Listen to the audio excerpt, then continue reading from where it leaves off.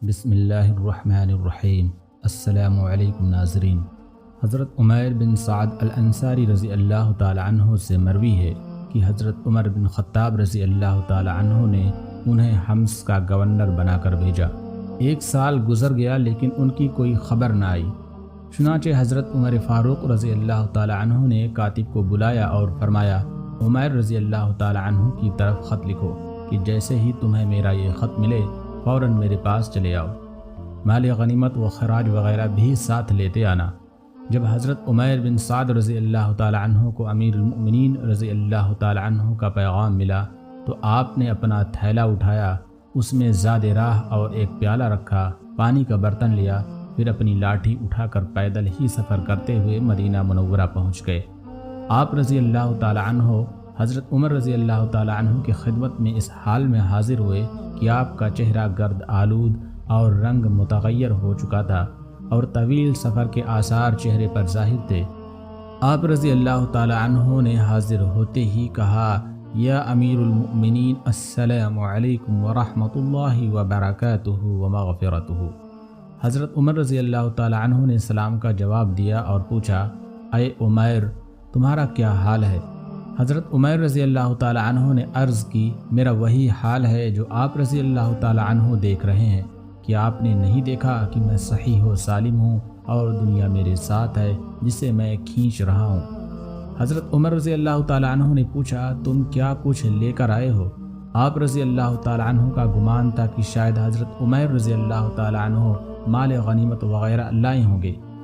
حضرت عمیر رضی اللہ تعالی عنہ نے جب عرض کی، میرے پاس میرا تھیلا ہے جس میں اپنا زاد راہ رکھتا ہوں، ایک پیالہ ہے جس میں کھانا کھاتا ہوں اور اس سے اپنا سر اور کپڑے وغیرہ دھوتا ہوں، ایک پانی کا برتن ہے جس میں پانی پیتا ہوں اور وضو وغیرہ کرتا ہوں، اور ایک لاٹھی ہے جس پر ٹیک لگاتا ہوں اور اگر کوئی دشمن آ جائے تو اسی لاٹھی سے اس کا مقابلہ کرتا ہوں۔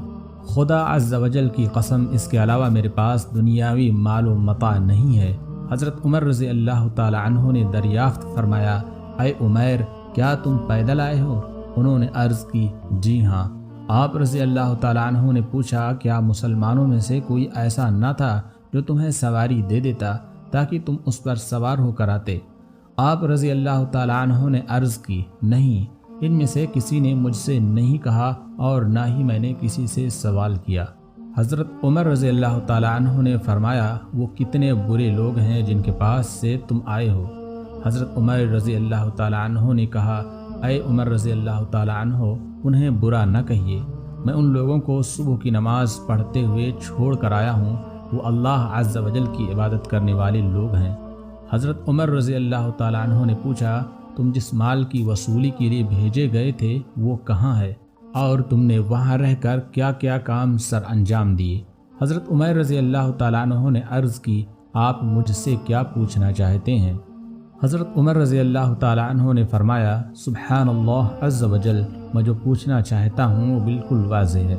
حضرت عمیر رضی اللہ تعالی عنہ نے عرض کی، اللہ عز و جل کی قسم، اگر مجھے اس بات کا خوف نہ ہوتا کہ میرے نہ بتانے سے آپ کو غم ہوگا تو میں ہرگز آپ کو نہ بتاتا۔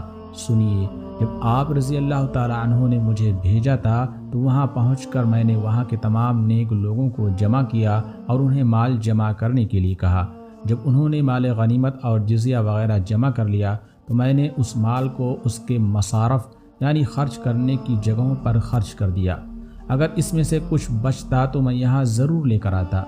حضرت عمر رضی اللہ تعالی عنہ نے دریافت فرمایا، تم یہاں کچھ بھی نہیں لے کر آئے؟ انہوں نے عرض کی، نہیں۔ حضرت عمر رضی اللہ تعالی عنہ نے فرمایا، حضرت عمیر رضی اللہ تعالی عنہ کو دوبارہ وہاں کا حاکم بنا کر بھیجا جاتا ہے، اس لیے عہد لکھو۔ حضرت عمیر رضی اللہ تعالی عنہ نے جب یہ سنا تو عرض کی، اب میں یہ کام نہ تو آپ کے لیے کروں گا نہ آپ کے بعد کسی اور کے لیے، کیونکہ اس کام میں اپنے آپ کو گناہوں سے نہیں بچا سکتا، بلکہ مجھ سے ایک خطا بھی سرزد ہوئی ہے۔ میں نے ایک نصرانی کو یہ کہہ دیا کہ اللہ عز و جل تجھے رسوا کرے، حالانکہ وہ ہمیں جزیہ دیا کرتا تھا اور ذمہ کافر کو اذیت دینا منع ہے، لہٰذا میں اب یہ عہدہ قبول نہیں کروں گا۔ پھر انہوں نے حضرت عمر رضی اللہ تعالی عنہ سے اجازت چاہی اور اپنے گھر کی طرف روانہ ہو گئے۔ ان کا گھر مدینہ منورہ سے کافی دور تھا، وہ پیدل ہی گھر کی جانب چل دیے۔ جب وہ چلے گئے تو حضرت عمر رضی اللہ تعالیٰ عنہ نے فرمایا ان کے بارے میں تحقیق کرنی چاہیے۔ لہٰذا آپ رضی اللہ تعالیٰ عنہ نے حارث نامی ایک شخص کو بلایا اور اسے 100 دینار دے کر فرمایا تم حضرت عمر رضی اللہ تعالیٰ عنہ کے پاس جاؤ اور وہاں مہمان بن کر رہو۔ اگر وہاں دولت کے آثار دیکھو تو واپس آ جانا، اور اگر انہیں تنگ دستی اور فقر و فاقہ کی حالت میں پاؤ تو یہ دینار انہیں دے دینا۔ جب وہ شخص وہاں پہنچا تو دیکھا کہ حضرت عمر رضی اللہ تعالیٰ عنہ ایک دیوار سے ٹیک لگائے بیٹھے ہیں اور اپنے قمیص سے گرد و غبار وغیرہ صاف کر رہے ہیں۔ وہ ان کے پاس گئے اور سلام عرض کیا۔ آپ رضی اللہ تعالیٰ عنہ نے جواب دیا اور فرمایا اللہ عز و جل آپ پر رحم فرمائے، آپ ہمارے ہاں مہمان ہو جائیں۔ لہٰذا وہ ان کے یہاں بطور مہمان ٹھہر گیا۔ پھر حضرت عمر رضی اللہ تعالیٰ عنہ نے اس سے پوچھا آپ کہاں سے تشریف لائے ہیں؟ اس نے کہا میں مدینہ منورہ سے آیا ہوں۔ حضرت عمر رضی اللہ تعالیٰ عنہ نے پوچھا امیر المؤمنین کو کس حال میں چھوڑ کر آئے ہو؟ جواب دیا اچھی حالت میں۔ پھر آپ رضی اللہ تعالیٰ عنہ نے پوچھا کیا حضرت عمر رضی اللہ تعالیٰ عنہ مجرموں کو سزا نہیں دیتے؟ اس نے کہا کیوں نہیں، وہ حدود قائم فرماتے ہیں، اور انہوں نے تو اپنے بیٹے پر بھی کسی خطا پر حد قائم فرمائی ہے یہاں تک کہ وہ فوت ہو گئے۔ حضرت عمر رضی اللہ تعالیٰ عنہ نے کہا اے اللہ عز و جل تو حضرت عمر رضی اللہ تعالیٰ عنہ کو عزت عطا فرما، ان کی مدد فرما، بے شک وہ تجھ سے بہت زیادہ محبت کرتے ہیں۔ وہ شخص حضرت عمر رضی اللہ تعالیٰ عنہ کے یہاں 3 دن مہمان رہا۔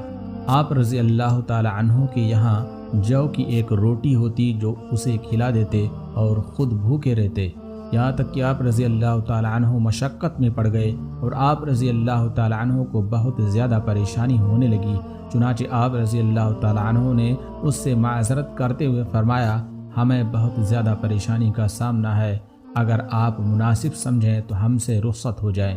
جب اس نے یہ سنا تو دینار نکال کر آپ رضی اللہ تعالیٰ عنہ کی بارگاہ میں پیش کیے اور کہا یہ امیر المؤمنین رضی اللہ تعالیٰ عنہ نے آپ رضی اللہ تعالیٰ عنہ کے لیے بھیجے ہیں، انہیں قبول فرمائیے اور اپنی ضروریات میں استعمال کیجیے۔ جب آپ رضی اللہ تعالیٰ عنہ نے یہ سنا تو ایک زوردار چیخ ماری اور فرمایا مجھے ان کی کچھ حاجت نہیں، انہیں واپس لے جاؤ۔ یہ دیکھ کر آپ رضی اللہ تعالیٰ عنہ کی زوجہ محترمہ رضی اللہ تعالیٰ عنہ نے عرض کی آپ انہیں قبول کر لیجئے، اگر ان کی ضرورت محسوس ہو تو استعمال کر لینا، ورنہ حاجت مندوں اور فقراء میں تقسیم فرما دینا۔ حضرت عمر رضی اللہ تعالیٰ عنہ نے فرمایا اللہ عز و جل کی قسم میرے پاس کوئی ایسی چیز نہیں جس میں انہیں رکھ سکوں۔ یہ سن کر آپ رضی اللہ تعالیٰ عنہ کی زوجہ محترمہ رضی اللہ تعالیٰ عنہ نے اپنے کرتے کا نیچے والا حصہ پھاڑ کر دیا اور کہا اس میں رکھ لیجئے۔ آپ رضی اللہ تعالیٰ عنہ نے وہ دینار لے کر اس کپڑے میں رکھ لیے، پھر گھر سے باہر تشریف لے گئے اور تمام دینار شہداء کے اقربا اور فقراء و مساکین میں تقسیم فرما دیے۔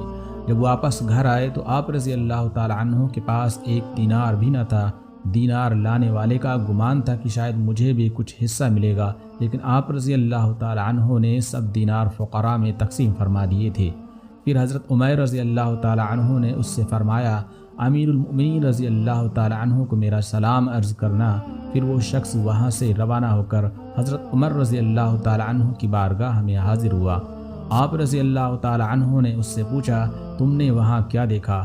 عرض کی بہت تنگ دستی اور فقر و فاقہ کی حالت میں زندگی گزار رہے ہیں۔ پھر آپ رضی اللہ تعالیٰ عنہ نے پوچھا انہوں نے دیناروں کا کیا کیا؟ عرض کی مجھے معلوم نہیں۔ پھر حضرت عمر فاروق اعظم رضی اللہ تعالیٰ عنہ نے ان کی طرف خط بھیجا اور اس میں لکھا جیسے ہی ہمارا یہ خط پہنچے فوراً ہمارے پاس چلے آؤ۔ لہٰذا خط پا کر حضرت عمر رضی اللہ تعالیٰ عنہ آپ رضی اللہ تعالیٰ عنہ کی بارگاہ میں حاضر ہو گئے۔ حضرت عمر فاروق رضی اللہ تعالیٰ عنہ نے ان سے پوچھا آپ نے دینار کہاں خرچ کیے؟ بولے میں نے جہاں چاہا وہاں خرچ کیا، آپ ان کے متعلق کیوں پوچھ رہے ہیں؟ آپ رضی اللہ تعالیٰ عنہ نے فرمایا میں تمہیں قسم دے کر کہتا ہوں مجھے بتاؤ تم نے وہ دینار کہاں خرچ کیے؟ حضرت عمر رضی اللہ تعالیٰ عنہ نے عرض کی میں نے وہ دینار اپنی آخرت کے لیے ذخیرہ کر لیے ہیں۔ حضرت عمر رضی اللہ تعالیٰ عنہ نے یہ سن کر فرمایا اللہ عز و جل آپ پر رحم فرمائے اور آپ رضی اللہ تعالیٰ عنہ کو خوش و خرم رکھے۔ اسی طرح حضرت عمر رضی اللہ تعالیٰ عنہ آپ کو دعائیں دیتے رہے۔ پھر حکم فرمایا انہیں 6 من گندم اور کچھ کپڑے دے دیے جائیں۔ آپ رضی اللہ تعالی عنہ نے یہ سن کر کہا مجھے گندم کی کوئی حاجت نہیں، میں گھر میں 2 صاع گندم چھوڑ کر آیا ہوں، جب وہ ختم ہو جائے گی تو اللہ عز و جل ہمیں اور عطا فرمائے گا۔ بس آپ رضی اللہ تعالی عنہم نے گندم قبول نہ فرمائی اور کپڑے بھی یہ کہہ کر لیے کہ فلاں غریب عورت کو ان کی حاجت ہے، میں یہ کپڑے اسے دے دوں گا۔ پھر آپ رضی اللہ تعالی عنہ اپنے گھر کی طرف روانہ ہو گئے اور کچھ عرصہ بعد آپ رضی اللہ تعالی عنہ کا انتقال ہو گیا۔ اللہ عز و جل کی ان پر رحمت ہو اور ان کے صدقے ہماری مغفرت ہو، آمین۔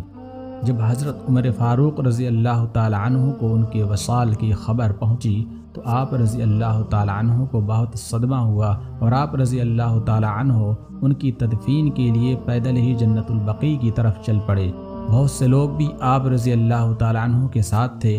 جب حضرت عمیر رضی اللہ تعالی عنہ کو دفن کر دیا گیا تو حضرت عمر رضی اللہ تعالی عنہ نے لوگوں سے کہا تم اپنی اپنی خواہش کا اظہار کرو۔